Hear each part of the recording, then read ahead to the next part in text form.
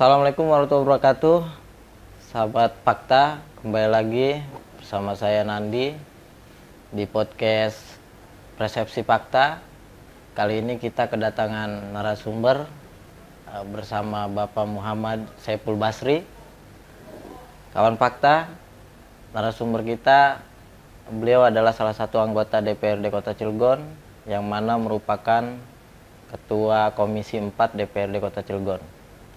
Dan beliau juga dikenal sebagai orang yang aktif di organisasi kemasyarakatan. Kita langsung saja sapa bersama narasumber kita, Pak Dewan. Sehat? Sehat, alhamdulillah. Baik Pak Dewan, awal sedikit bahwa Pak Dewan dikenal aktif di organisasi kemasyarakatan ya. Apakah memang itu salah satu latar belakang untuk Pak Dewan duduk di bangku legislatif, Pak Dewan? Ya, baik, terima kasih. Terima kasih sahabat Fakta Banten. Salam masyarakat Kota Cilegon. Tadi yang ditanyakan terkait salah satu langkah, sebenarnya sih itu terjadi secara alami. Jadi tidak ada niatan sebelumnya, tidak ada tujuan sebelumnya untuk masuk dalam politik, karena saya sebagai masyarakat biasa tentunya punya kewajiban di lingkungan dan di masyarakat. Ketika ada sesuatu hal yang berkaitan tentang masyarakat ataupun tentang lingkungan, harus turut serta juga bergabung bersama-sama dengan masyarakat yang lainnya gitu. Jadi kalau itu salah satu langkah saya untuk arah ke politik sih sebenarnya tidak gitu, karena kebetulan wilayah di kelurahan saya itu kan cukup padat industri juga. Nah, di samping itu ya potensi bahayanya juga kan banyak. Jadi terkadang kita sering membangun komunikasi dengan masyarakat, dengan teman-teman aktivis juga, teman-teman organisasi juga, melihat tentang kondisi di lingkungan, kondisi hari ini dan kondisi kedepannya gitu. Dan biasanya sih pembahasan itu nggak cuma dalam hal potensi industri ataupun potensi bahayanya juga, kan, tetapi beberapa manfaat dengan kondisi-kondisi yang ada di masyarakat itu yang kadang biasa kita diskusikan seperti itu. Tapi benar ya, sebelumnya memang aktif di organisasi kemasyarakatan, Pak Dewan? Ya, saya cukup dibilang aktif mungkin ya, karena saya beberapa kali pernah jadi ketua organisasi, baik itu di kepemudaan, lembaga swadaya masyarakat ataupun organisasi masyarakat, Karang Taruna juga. Karena dengan saya berorganisasi itulah saya bisa mendorong kepada teman-teman juga, termasuk diri saya sendiri, untuk bersama-sama membangun masyarakat ataupun lingkungan supaya gimana caranya nih ke depannya bisa lebih baik lagi gitu. Jadi saya mengekspresikannya itu melalui organisasi. Jadi melalui proses yang sudah dibangun panjang gitu kan, hari ini cukup panjang.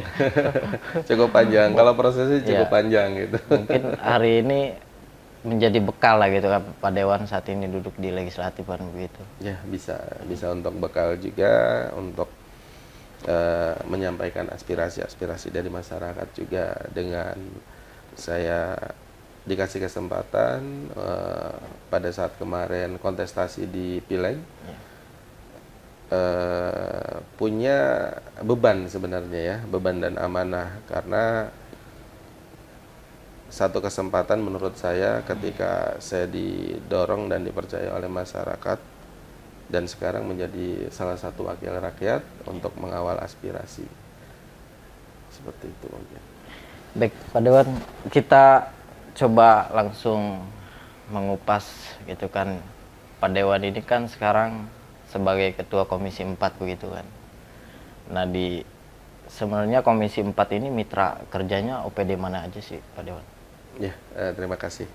Di Komisi 4 kami ada beberapa OPD yang memang berkaitan langsung ya dengan kondisi pembangunan. Salah satunya adalah dari PUPR, dari Perkim, dari Dinas Lingkungan Hidup, dari Dinas Perhubungan, dari Disperindag juga, Barjas juga, dan Asda 2. Jadi kalau melihat yang saat ini paling sering memang berkaitan dengan kondisi fasilitas masyarakat, yaitu dari PUPR dan Perkim. Jadi program yang memang langsung menyentuh pada masyarakat ya gitu. Ya, tentunya di beberapa OPD itu yang memang jadi salah satu program yang memang bersentuhan. Jadi kayak PUPR itu kan banyak sekali ya program kerjanya, termasuk jalan, saluran, dan lain-lain. Kayak Perkim juga kan banyak program yang langsung bersentuhan dengan masyarakat terkait masalah fasilitas. Jadi kadang ketika masyarakat menyampaikan ada usulan pada saat kami reses sebagai dewan, itu semuanya saya akomodir secara bertahap. Usulan-usulan itu yang saya sampaikan, dan memang tidak semua bisa diserap karena berkaitan dengan anggaran juga. Dan mudah-mudahan si usulan-usulan itu memang masih bisa kita kawal supaya itu bisa direalisasikan oleh dinas-dinas terkait, supaya masyarakat merasakan dengan adanya pembangunan yang ada di Kota Cilegon. Ya baik Pak Dewan, berbicara soal pembangunan infrastruktur ya di Cilegon, kita ketahui bahwa salah satu kota industri begitu ya, gitu kan. Hari ini mungkin isu banjir masih hangat gitu kan. Lalu kemudian bagaimana sih penilaian Pak Dewan terhadap pembangunan infrastruktur yang memang itu untuk penanggulangan banjir itu sendiri Pak Dewan? Ya, benar. Kebetulan sekarang kan di bulan Desember ya. Bulan yang biasa menghadapi musim penghujan. Ya, begitu. Iya, kalau kata orang Cilegon sih, kalau udah ketemu bulan kayak gitu, udah siap-siap aja tuh menghadapi musim-musim hujan kayak gitu. Tentunya dengan musim penghujan ini banyak sekali dampak positif dan negatifnya ya. Sebenarnya sih kalau dampak negatifnya itu bisa pelan-pelan diselesaikan dengan pemerintah Kota Cilegon. Keluhannya sih biasanya kalau yang terjadi pada saat musim penghujan adalah banjir. Dan banjir di Kota Cilegon ini memang masih cukup banyak. Ada beberapa titik yang itu sangat mengganggu dan mengkhawatirkan juga bagi masyarakat gitu. Karena kalau kita melihat di beberapa daerah lain, apalagi kemarin ada musibah nasional ya yang kita lihat di di saudara kita di Aceh sana, dan mudah-mudahan sih itu tidak terjadi di Cilegon. Karena kalau yang kita lihat di beberapa titik yang cukup sering di Cilegon ini banyak beberapa faktor masalahnya. Cilegon ini kan ada 43 kelurahan, 8 kecamatan. Memang tidak semua 43 kelurahan itu terdampak dengan banjir dengan adanya musim penghujan sekarang ini. Tapi dengan kondisi kita di wilayah industri juga, saluran-saluran yang dulu kalau kita melihat sebelum adanya industri dan setelah adanya industri itu banyak sekali pembuangan-pembuangan yang menjadi salah satu penyebab banjir gitu. Karena ada penyempitan pembuangan saluran kali seperti itu yang dilakukan oleh industri sehingga itu berdampak. Jadi kalau yang kita lihat dulu dengan sekarang posisi saluran di setiap daerah itu hampir sama, dari gunung larinya ke situ. Tapi kalau misalnya dulu kita lihat tidak terlalu sering banjir, tapi sekarang dengan adanya pembangunan industri justru berdampak dengan banjir, ya itu salah satu penyebabnya juga. Selain itu di beberapa wilayah juga memang harus dilakukan normalisasi, karena kalau kita melihat sedimentasi itu udah cukup tinggi juga. ditambah dengan pembangunan jalan yang mungkin sebelumnya kajiannya itu tidak terlalu dalam. Karena apa? Karena berhubungan dengan badan jalan. Jadi saluran sepanjang jalan juga di beberapa titik itu menjadi salah satu penyebab banjir gitu. Karena tanggung jawab banjir ini kan bukan cuma di pemerintah saja, tapi ini jadi tanggung jawab masyarakatnya juga supaya bisa bersama-sama menjaga lingkungan, tidak membuang sampah sembarangan. Karena kita lihatlah di kampung-kampung itu kan kadang masih orang membuang sampah di kali. Nggak cuma sampah, kadang kasur aja itu masih dibuang sembarangan aja gitu ya. Jadi itu yang jadi salah satu penyumbat juga di saluran-salurannya, termasuk dengan tingginya sedimentasi. Saya pernah waktu itu karena memang didatangi oleh masyarakat di wilayah kelurahan saya, itu di masyarakat RW 2, RT 1 dan Komplek Pomal. Nah, di situ setiap musim hujan mereka selalu khawatir karena setiap musim hujan itu tinggi air itu bisa sampai sepinggul. Karena memang posisinya dia titik elevasinya lebih rendah ya. Ditambah lagi di situ memang ada beberapa industri dan kondisi drainasenya juga atau kalinya juga itu sedimentasinya sudah cukup tinggi. Sehingga saya berkoordinasi dengan kecamatan dan kelurahan serta pengurus lingkungan, perwakilan masyarakat, dan kami diskusi di situ. Kita coba panggil industri-industri yang ada di situ, kita lakukan mediasi di situ dan mencari solusi supaya yang jadi masalah terkait masalah banjir ini bisa diselesaikan bersama-sama gitu. Karena kalau kita tidak selesaikan bersama-sama ya repot juga gitu. Jadi pada saat itu memang saya berinisiatif untuk menyelesaikan mandiri, dan kebetulan di situ juga dibantu oleh dinas terkait, dalam hal ini adalah dinas PU. Karena melihat kalau kita harus menunggu program lama. Sementara masyarakat pengen cepat gitu. Iya, sementara masyarakat pengen cepat karena memang menghadapi musim hujan gitu kan, mereka khawatir banjir. Nanti ketika mereka banjir kan banyak yang dirugikan bagi mereka, selain aktivitas ya barang-barang rumah tangga juga mereka mungkin pada rusak. Sehingga saya berinisiatif dengan berkoordinasi dengan pihak kecamatan, kelurahan, masyarakat, tokoh masyarakat, pengurus RT RW dan industri untuk bersama-sama bergotong royong. Dan pada saat itu saya menurunkan satu alat berat, satu armada juga, karena memang dirasa tidak cukup. Akhirnya saya coba komunikasi minta bantuan ke OPD terkait, ke Dinas PU, ke Pak Kadisnya untuk membantu menurunkan alat berat lagi. Dan alhamdulillah saat ini setelah kemarin kita kerjakan kurang lebih sekitar 10 hari, sekarang sudah membaik.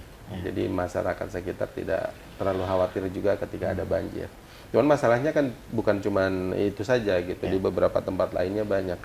Karena yang saya coba kaji, yang saya coba analisa, berbicara tentang banjir ini bukan dari hulu ke hilir. Masalahnya bukan itu saja, tapi dari hilir ke lokasi penampungan ataupun lokasi laut itu yang jadi salah satu penyebabnya. Karena terjadinya penyempitan pembuangan itu yang ada di industri, sehingga debit air itu tidak tertampung seperti itu, sehingga balik lagi ke masyarakat.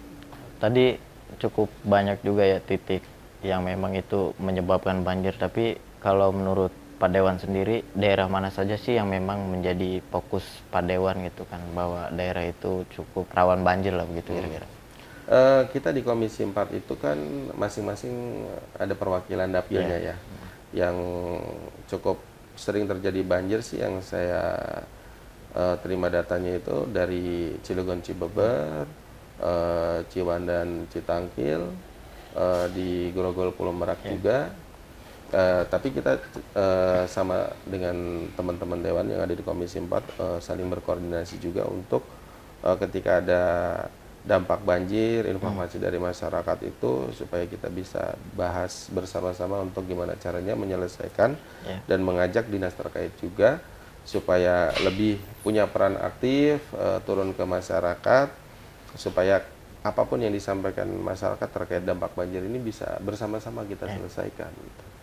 Terus kan Pak Dewan ini juga Ketua Komisi 4 ya, apakah Pak Dewan langsung terlibat juga turun ke masyarakat begitu? Ya, di beberapa kegiatan karena kita di Dewan juga ada dapilnya, jadi dari teman-teman Dewan yang lainnya juga aktif turun ke masyarakat sesuai dengan dapilnya, karena kita ada perwakilan dari masing-masing dapil yang itu nanti kita diskusikan di Komisi 4. Jadi sebagai monitoringnya seperti itu yang biasa kami lakukan.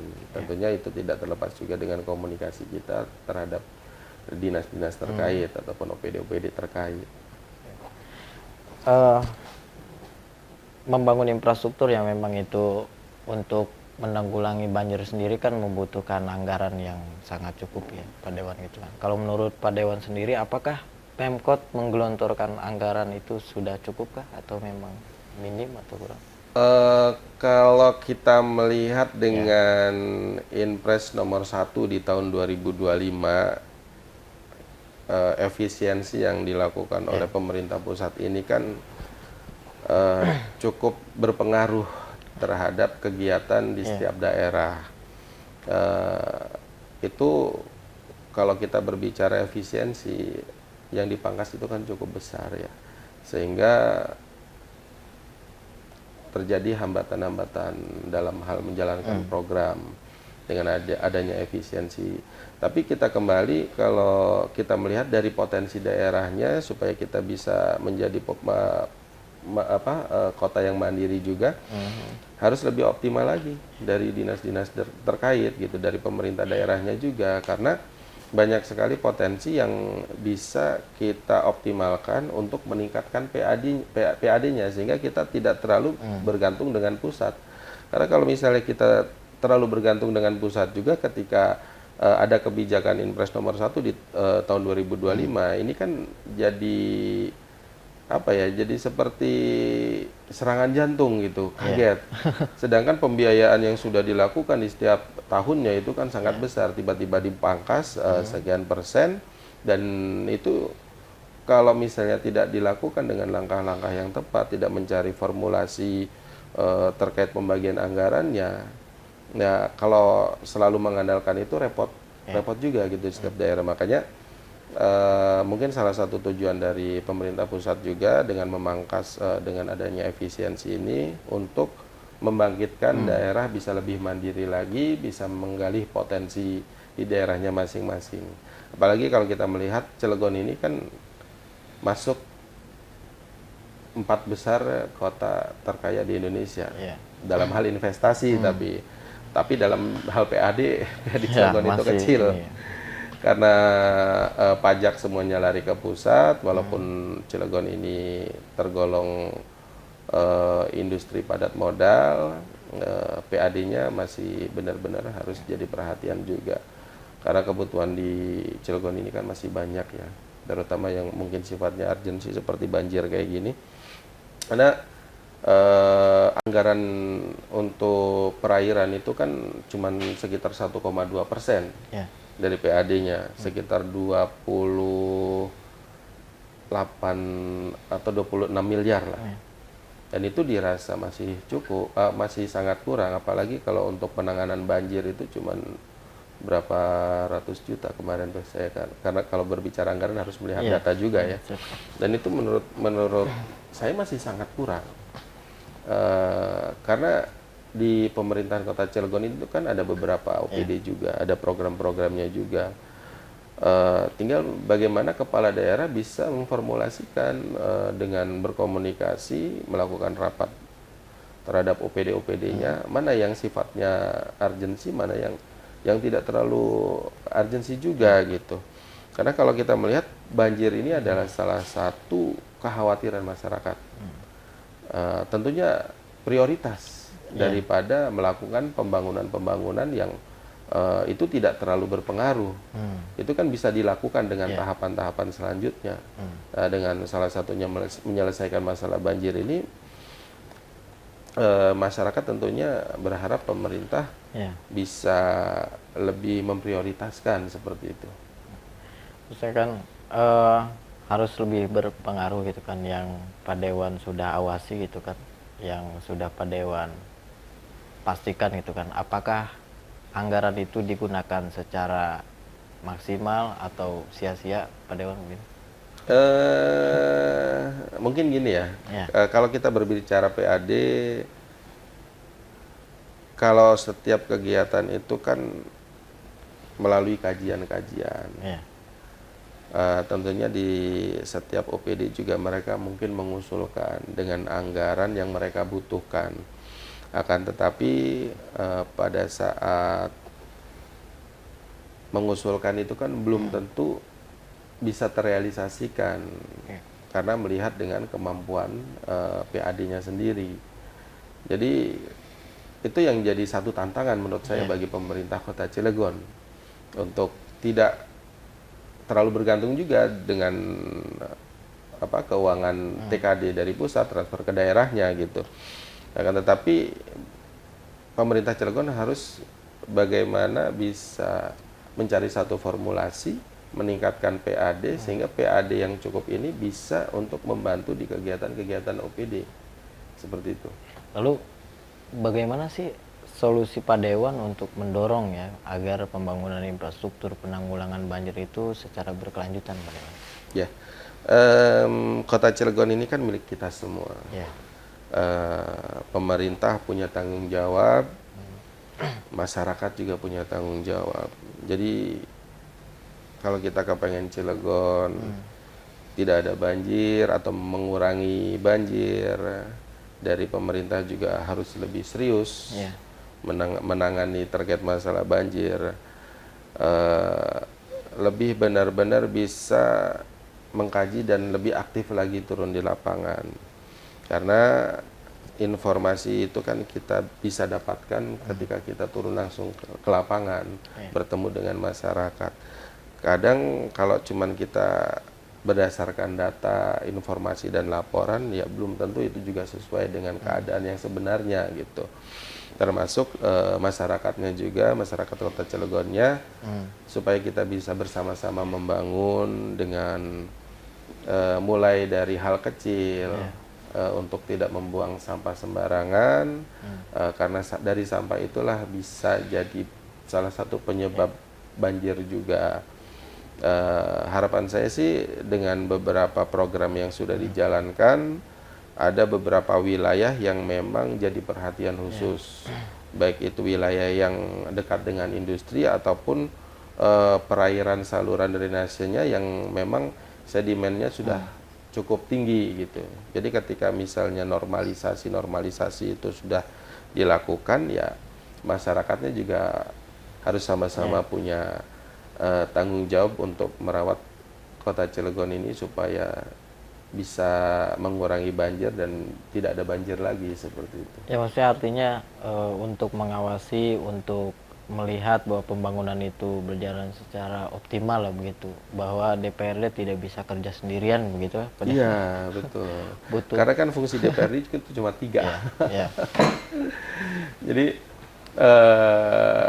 eksekutornya ya eksekutif gitu dari pemerintah. Kalau kita kan menjalankan tugas kita sebagai tugas yang memang sudah kita sama-sama tahu ada tiga fungsi anggota DPRD, yaitu legislasi, budgeting, sama pengawasan. Nah, selain itu kita tidak punya kapasitas lain karena eksekutornya adalah dari legislatif. Makanya kita harus sama-sama membangun, bekerja sama supaya harapan dari masyarakat terhadap pemerintah Kota Cilegon itu bisa berjalan dengan baik. Tapi targetnya sendiri untuk apa sih namanya, program infrastruktur pembangunan yang memang itu menanggulangi banjir, berapa sih targetnya itu, Pak Dewan? Targetnya dalam hal apa dulu nih? Kalau misalnya dalam hal kondisi banjir yang kita lihat dari data yang kita terima, ada beberapa yang memang itu sudah dilakukan untuk perbaikan-perbaikan saluran dan lain-lain. Cuman itu kan tidak bisa dilakukan secara sekaligus juga, mengingat dengan keterbatasan anggaran. Saya sih mengharapkan karena banjir ini jadi tanggung jawab kita semua, baik pemerintah ataupun masyarakatnya. Ketika kita ada di satu daerah, kita lakukan gotong royong untuk sama-sama berpartisipasi ketika memang masyarakat membutuhkan bantuan dari pemerintah dengan keterbatasannya. Di Cilegon ini kan banyak juga tuh pengusaha-pengusaha. Supaya teman-teman dari pengusaha juga bisa sama-sama peduli terhadap kota Cilegon dan bisa kita bangun bersama seperti itu. Dan ini juga tentunya jadi satu harapan bagi kami ya, dengan adanya investasi yang cukup banyak di Cilegon, industri-industri yang ada di kota Cilegon, ini bisa membantu pemerintah ataupun masyarakat untuk bersama-sama menyelesaikan permasalahan-permasalahan yang ada. Tapi kalau untuk komunikasi Pak Dewan terhadap OPD terkait gitu atau dengan pemerintah provinsi bagaimana sih Pak Dewan?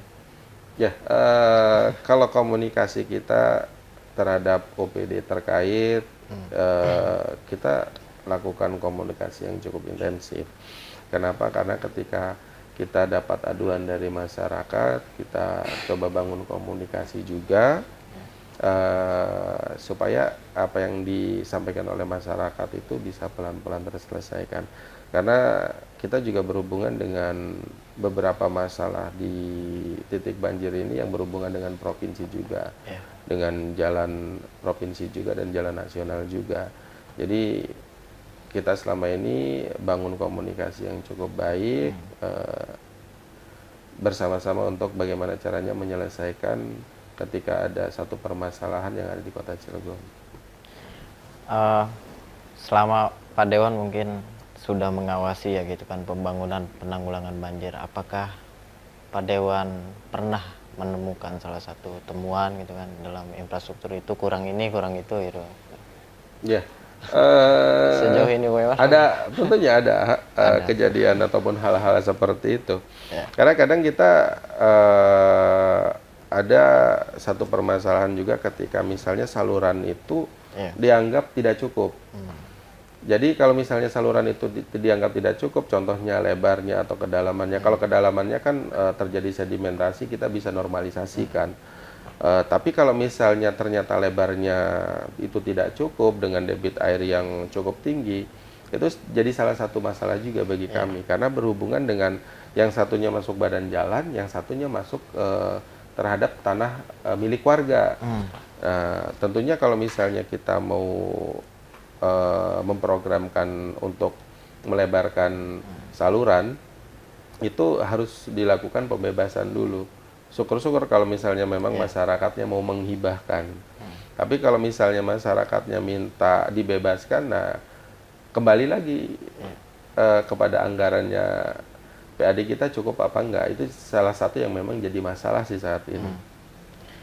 Lalu kalau misalkan menemukan masalah kayak begitu Pak Dewan, apa peran utama DPRD seperti itu, atau langsung ditegur kah? Apakah memang kita melakukan kajian dulu atau tergantung dari masalahnya, dari duduk masalahnya.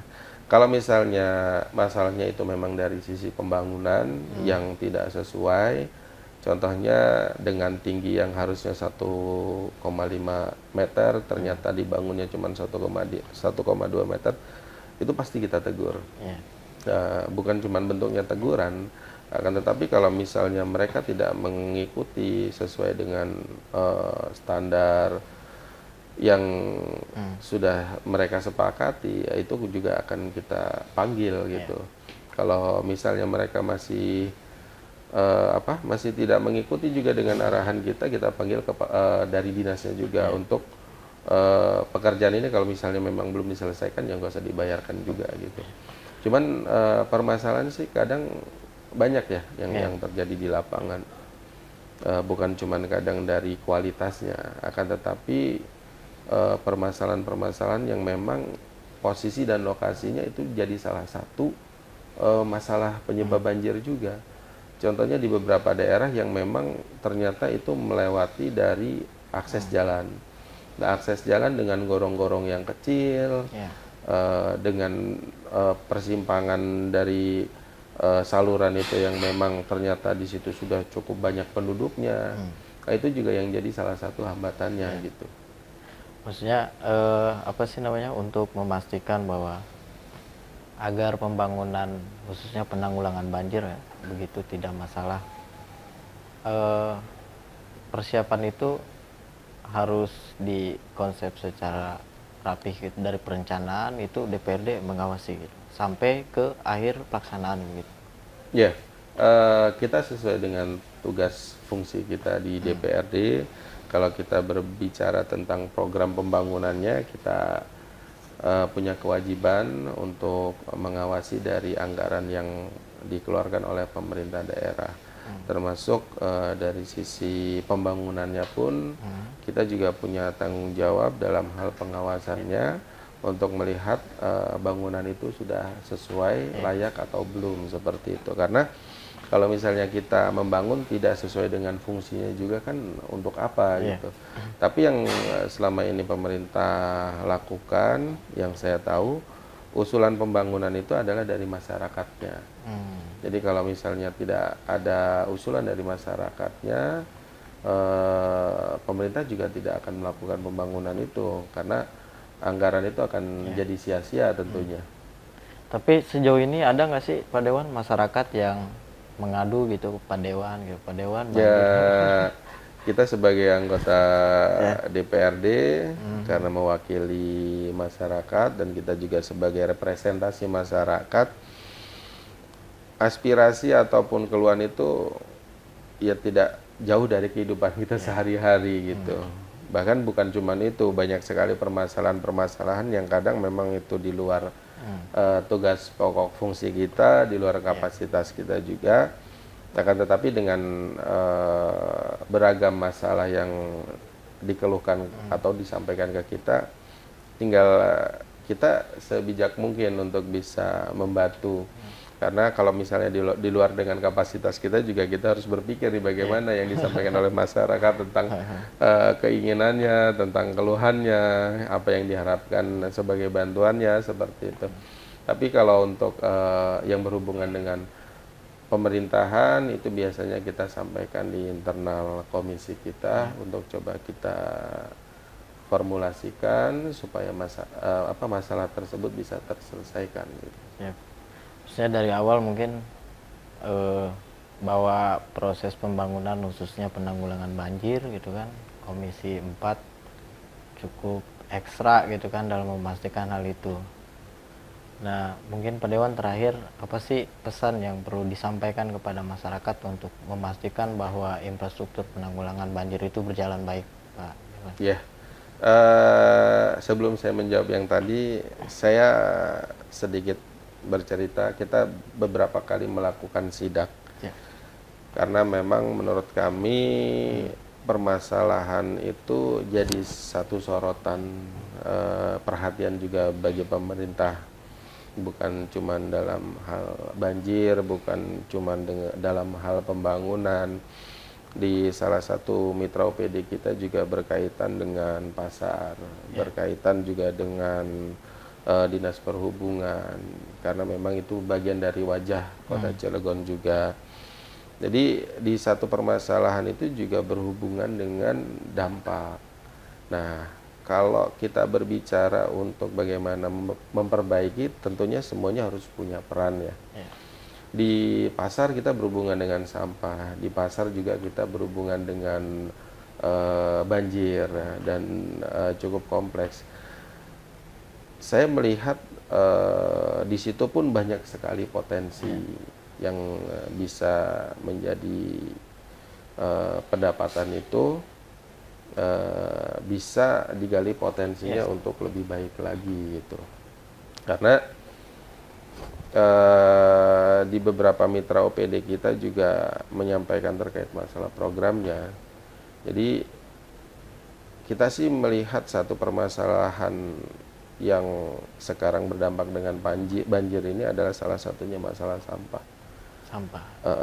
Karena sampah ini bisa dibilang faktor utama juga penyebab banjir gitu. Makanya dengan beberapa kali kita melakukan sidak, harapan kita terhadap masyarakat juga untuk bersama-sama kita peduli, kita bersama-sama menjaga kota Cilegon juga, menjaga aset-aset kita juga, supaya kita berada dan tinggal di kota Cilegon ini bisa merasa nyaman, aman, terhindar dari banjir juga.